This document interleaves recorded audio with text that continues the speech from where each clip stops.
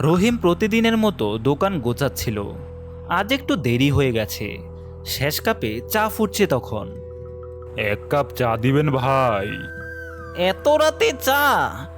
ঠিক আছে, বসেন। রহিম কাপটা বাড়িয়ে দেয়, কিন্তু সেই লোকটি কাপটা হাতে না নিয়ে বলে, আমি আগেও এসেছিলাম, মনে নেই তোমার?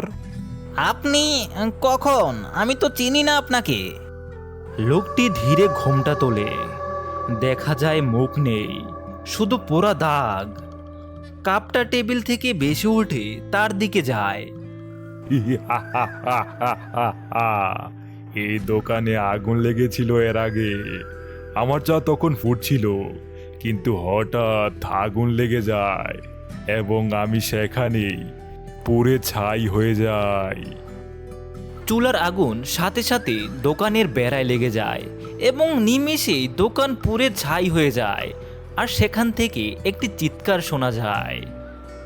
পরদিন সকালে লোকজন দেখল দোকান অক্ষত অবস্থায় আছে, কিন্তু চুলার ভেতর থেকে উঠে আসছিল পোড়া চায়ের গন্ধ আর এক ভয়ানক হাসি।